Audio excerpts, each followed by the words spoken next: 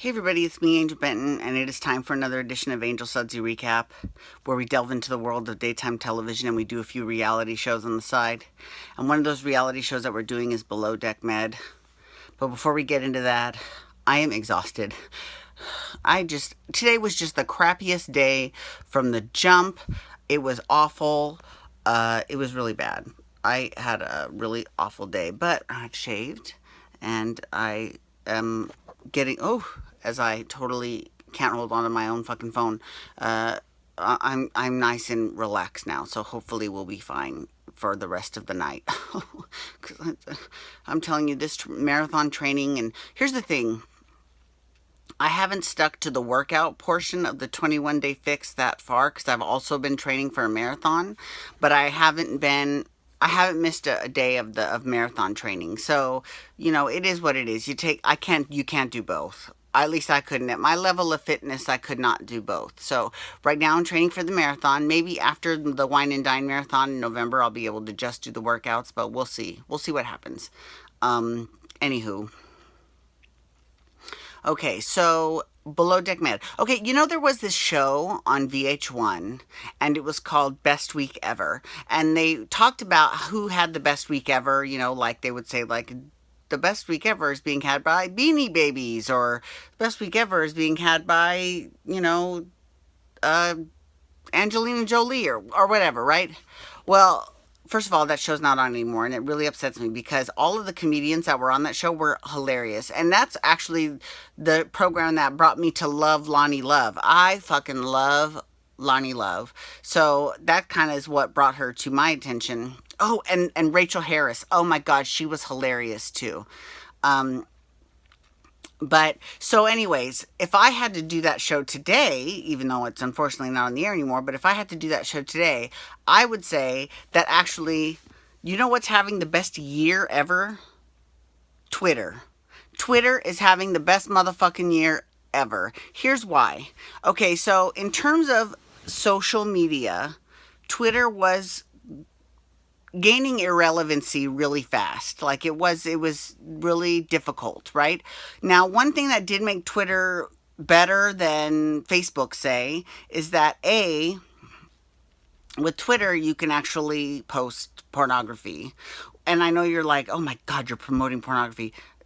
Listen, there are lots of people that make their living in pornography.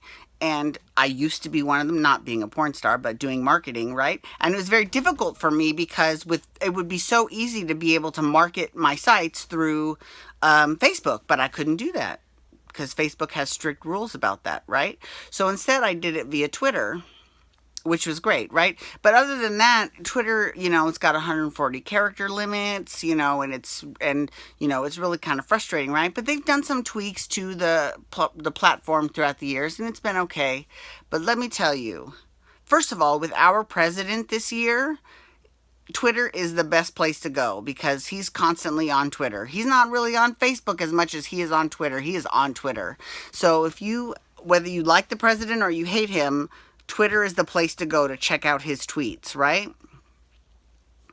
And you're like, well, what the fuck does this have to do with goddamn Below Deck Med? I'll tell you. So this week, I don't even know if I'm even going to have time to talk about the episode because I'm going to be talking all about the motherfucking shit that happened on Twitter.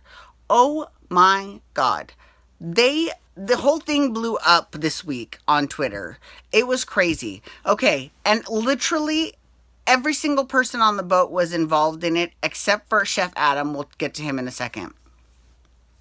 Hannah, Bugsy, Lauren, Wes, Bobby, Max, Malia, and Captain Sandy. Although really, to be honest, Captain Sandy wasn't really getting involved in the fray. She was just tweeting positive things, which is good. She's actually a really good boss. I really enjoy Captain Sandy quite a bit. But everyone got involved. Now, here's the reason why Chef Adam hasn't gotten involved. Because Chef Adam, in one of his crazy streaks, decided to delete his Twitter account. So he's not on Twitter anymore. Wow. Okay.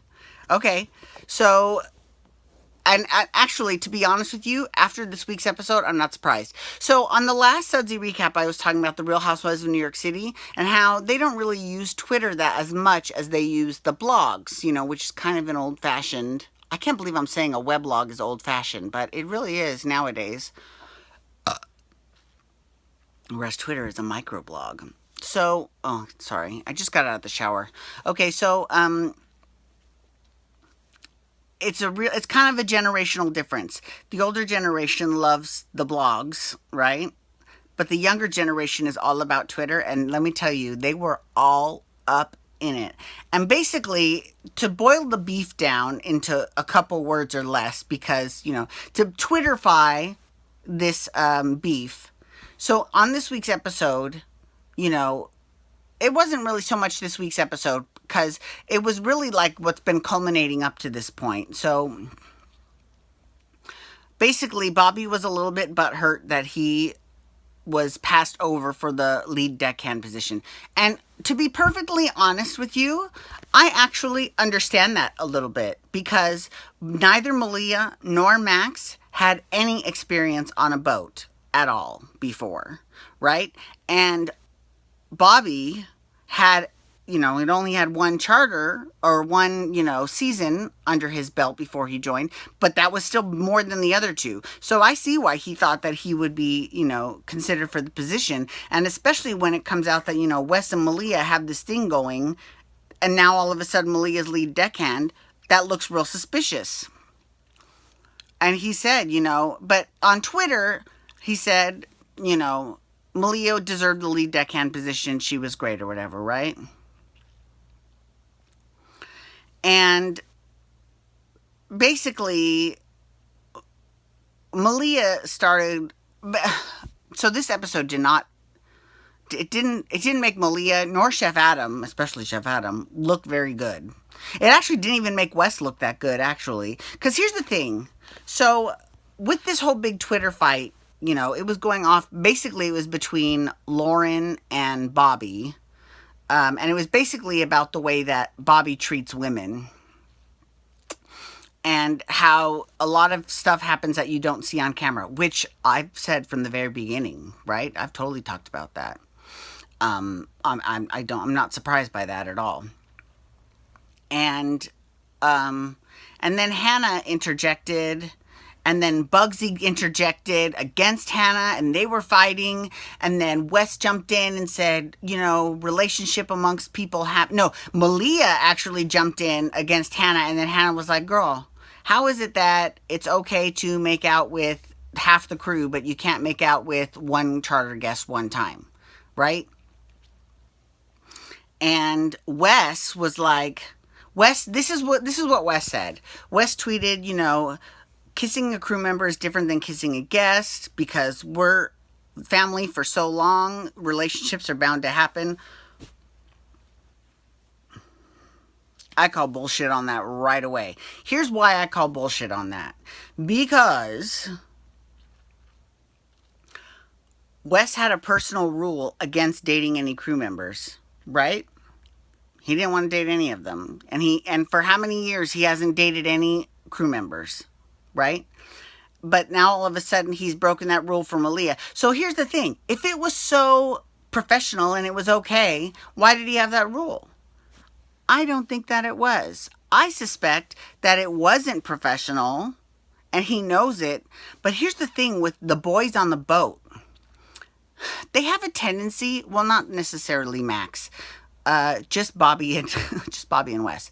Whenever they make a mistake, they, instead of owning up to it and saying, you know what, I made a mistake, I'm sorry, right? Or pulling a Chef Adam and completely going, radio silent. They double down on their bad behavior, right? So that's kind of what I think what happened with Wes. But I'm telling you, if you don't have Twitter, you've got to subscribe to Twitter, and you have to subscribe to everyone on the boat. At Captain Sandy Yawn, at Hannah Ferrier, I don't know what Lauren, I don't remember. One is like ABG and Cola, that's Bobby. And then there's Max. I mean, I don't know what all of their names are. You'll have to look them all up. But It is. It's. I mean, it's better than the show. I'm sitting here just drinking my Lipton tea, eating my popcorn, just watching the tweets come in, and then what's the oh my god, the best part about it? I have to tell you this. This is the best part. So in terms of Malia, because this past episode was not a good look for her. Well, first of all, Chef Adam totally got drunk and then started a fight with Wes. Which, here's the thing, I used to like Wes, but now I don't really have a horse in that fight. I don't really care, right? I really don't.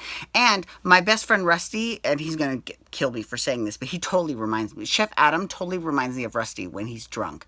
Like, he's very Rusty like. So, well, and Rusty is my friend from when I knew Brandon, so at the same time, 2005.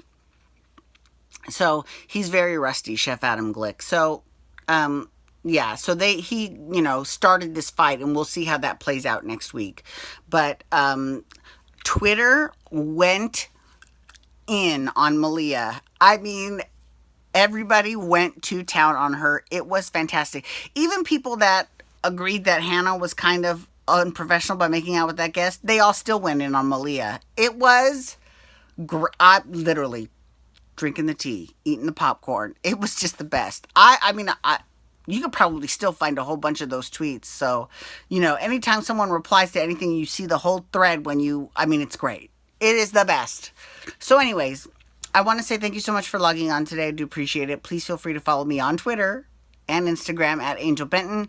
You can hashtag Below Deck Med to talk Below Deck Med. You can also hashtag Days to talk Days of Our Lives, which I'm going to be doing next. And you can also hit that subscribe button on the YouTube channel to get all of my videos sent to your inbox for free every day. Okay, thank you so much, everyone, for logging on today. I do appreciate you all. Have a wonderful night. Peace out. Wubba, wubba, wubba.